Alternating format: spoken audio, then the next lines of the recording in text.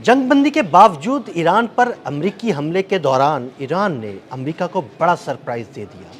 America के 90 million dollars फ़िज़ाओं में ही राख का ढेर बन गए। इस बारे में अज़हर अली ख़ान से बात करते हैं कि वो सरप्राइज़ क्या है। अज़हर भाई, यौम अरफ़ा, जंगबंदी, अमेरिका ने ईरान पर हमला कर दिया, लेकिन ईरान ने बड़ा भरपूर जवाब दिया है। 90 मिलियन डॉलर्स जो है ना वो फ़िज़ाओं में भस्म कर दिए हैं। कैसे हुआ ये सब? अदील भाई, बहुत अरसे से हम ये सुन रहे थे कि सीज़ फायर के दौरान ईरान तैयारी कर रहा है और अमेरिका भी तैयारी कर रहा है। अमेरिका इसलिए तैयारी कर रहा था कि वो कब शरारत करे, और ईरान इसलिए तैयारी कर रहा था कि वो ये देख रहा था कि जब भी कोई वादा करते हैं उसको तोड़ते ज़रूर हैं।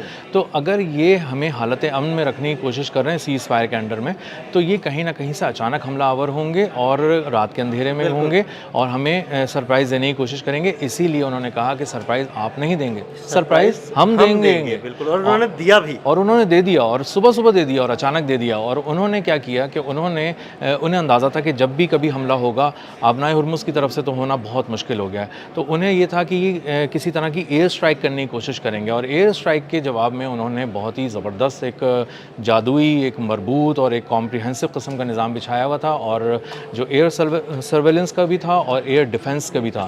तो जैसे ही इन्होंने हमला किया है आज सुबह अमेरिका ने, उसमें जिस तरह से भी उन्होंने फ़िज़ाई अटैक किया, उसमें MQ-9 रीपर ड्रोन भी थे, जो इनका बड़ा चर्चा रहा है पिछले ईरान अमेरिका जंग के दौरान। जी आदिल भाई, इसको ना ये अनटचेबल हैं, इनको आज तक किसी ने तबाह नहीं किया था। ये ईरान जंग में इस तरह तबाह हुए हैं कि दर्जन के हिसाब से दर्जनों के हिसाब से, जी, और तकरीबन 30 के करीब उनकी आ रहा था, और एक फिगर भी आई कि $1 बिलियन के MQ-9 रीपर्स ड्रोन गिरा दिए। खैर, अभी हुआ ये है आज सुबह कि जब इन्होंने हमला किया तो उसमें इनके पास MQ-9 रीपर ड्रोन्स भी थे, वो भी गए थे। तो वो सर्वेलेंस कर रहे थे और उसके बाद प्रिसीजन स्ट्राइक करते थे। तो जब उन्होंने सर्वेलेंस मुकम्मल करने के बाद प्रिसीजन स्ट्राइक की तरफ आए और ये ईरानी हुदूद के करीब आए, तो वहाँ से एयर डिफेंस सिस्टम ने इनको बहुत ही महारत से निशाना बनाया, और बताया जा रहा है कि 3 MQ-9 यानी $30 मिलियन का एक MQ-9 रीपर ड्रोन है जी। 90 मिलियन डॉलर तो फिजाओं में आग बिल्कुल भस्म हो राख हो गए, भस्म हो गए। जी, बिल्कुल उड़ गए। और जो MQ-9 रीपर ड्रोन्स हैं, ये इसलिए भी ज़्यादा इंपॉर्टेंट है कि ये अब दोबारा बनाए नहीं जा रहे। ये एक ही दफ़ा मिले थे अमेरिका की जो फ़ौज है उसको, और इसको इस्तेमाल बहुत एहतियात से करना था, और इसको ज़ाहिर है क्योंकि कोई हाथ नहीं लगा सकता था, तो इसके बारे में कभी किसी ने सोचा नहीं था कि कम हो जाएंगे तादाद में।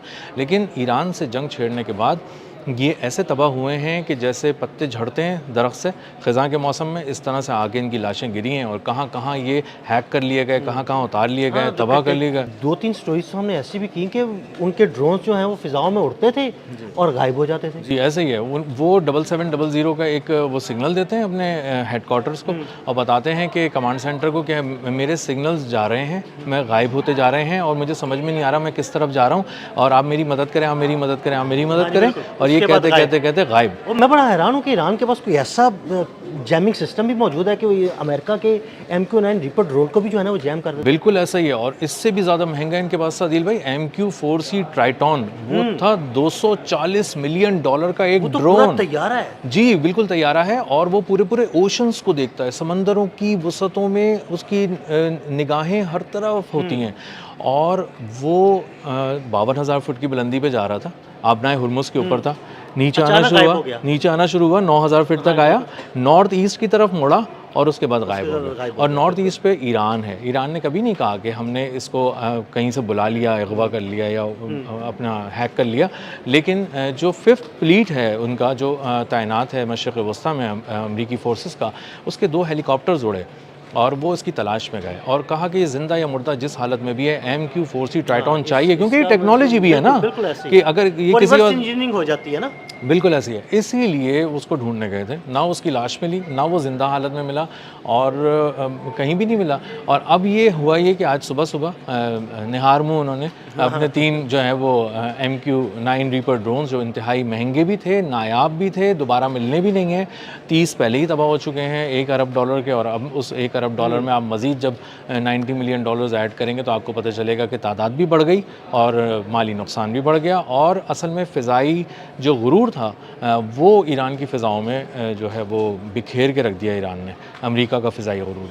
और ये जो झटका ऐसा है कि ये फोर्सेस को, अमेरिकी फोर्सेस को लग रहा है, और अब उनको अंदाज़ा ही हो रहा है कि अगर उन्होंने F-15 F-35 इसको भेजा तो इंफ्रारेड टेक्नोलॉजी इंतज़ार कर रही है ईरान की। F-35 तो उन्होंने टारगेट भी किया था ईरान ने। जी बिल्कुल, वो गिराया और वो अमेरिका का गरूर था, लेकिन उसे टारगेट कर दिया। देखिए ना, ईरान के पास ऐसा क्या सिस्टम है कि उसने F-35 को पकड़ लिया।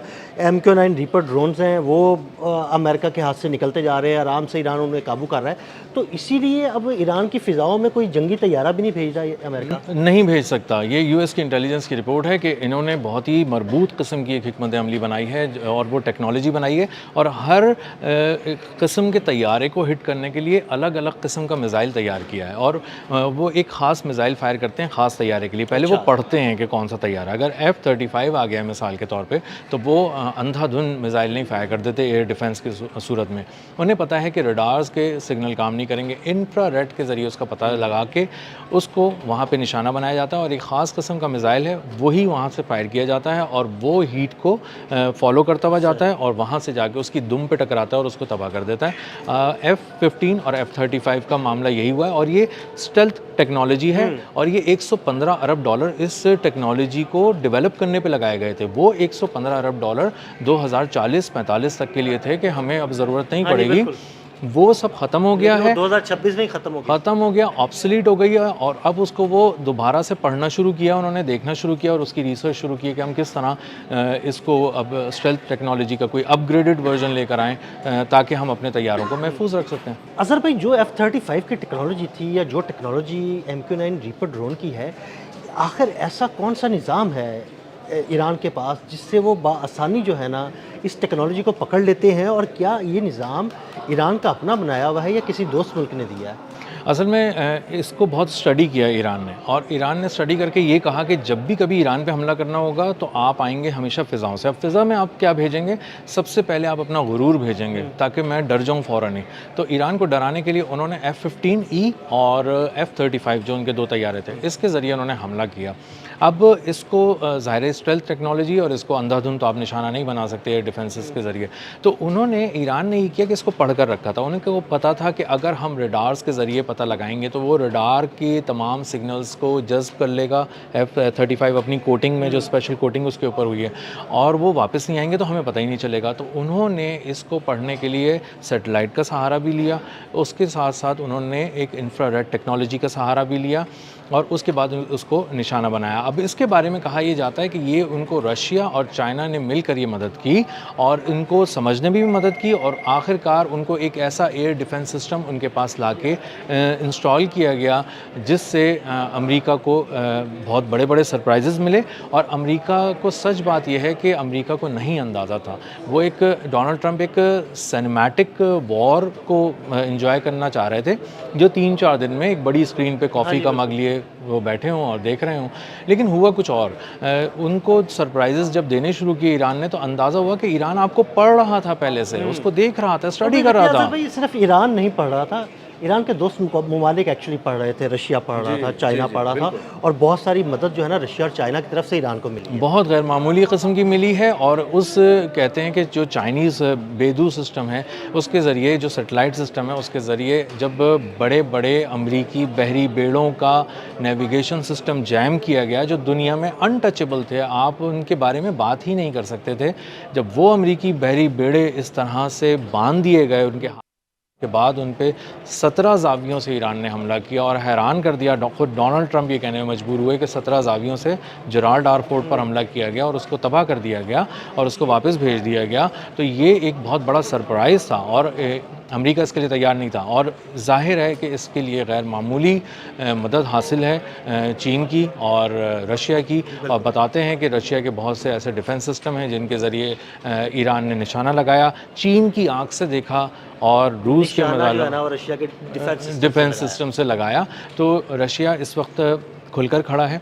चीन ऐसा कोई बयान नहीं दे रहा जिससे ऐसा लग रहा है कि वो वो ईरान के साथ नहीं है, लेकिन रशिया 4 कदम आगे जाके वो जवाब भी दे रहा है। वो कह रहा है कि हम बुशहर, उनका जो न्यूक्लियर प्लांट है वहाँ पे ईरान का, वहाँ पे अपने साइंटिस्ट दोबारा भेज रहे हैं, वहाँ अपने माहिरीन दोबारा भेज रहे हैं। उसने कहा है कि ईरान यूरेनियम अफजुदा करना चाहिए, उसको क्यों ना करे, वो सबके पास है, वो भी रखेगा। तो वो खड़ा है, हम ठोक के खड़ा है और जब आप उसको जिब्राल्टर के पानियों में अपनी न्यूक्लियर सबमरीन अमेरिका दिखाता है तस्वीर के ज़रिए डराने के लिए ईरान को, तो जवाब मिलता है रूस रशिया की जानिब से, में। बिल्कुल रूस में, और वो करता है एटमी ड्रिल्स, और एटमी ड्रिल्स के अंदर वो अपनी 12 के करीब एटमी आबदोज़ें लेकर आता है और बताता है कि हम पानियों से भी एटमी हमला कर सकते हैं, हम ज़मीन से भी कर सकते हैं, फ़िज़ाओं से भी कर सकते हैं। तो अपनी पूरी ताकत दिखाई, 64,000 फ़ौजियों को एटमी जंग लड़ने की पूरी मुकम्मल और फाइनल तैयारी करा दी है रूस ने, और अब तक इस तरह की कोई तैयारी अमेरिका की तरफ से देखने में नहीं आई। तो एक बहुत ही गैर मामूली इक़दाम है, और पता चलता है कि आने वाले दिनों में ईरान चाइना और रूस की मदद से इतना बड़ा सरप्राइज़ देगा कि डोनाल्ड ट्रंप अपना दिल थाम कर बैठ जाएंगे, और इसीलिए वो कोई इतना बड़े पैमाने पर मिस एडवेंचर करने से अभी भी डर रहे हैं। बहुत शुक्रिया अज़हर भाई ने बड़ी तफसील के साथ इस सारे मामले पर रोशनी डाली। मज़ीद अपडेट्स के लिए हमें फॉलो करते रहें। अदील अहमद और अज़हर अली खान को इजाज़त दीजिएगा। अल्लाह हाफ़िज़।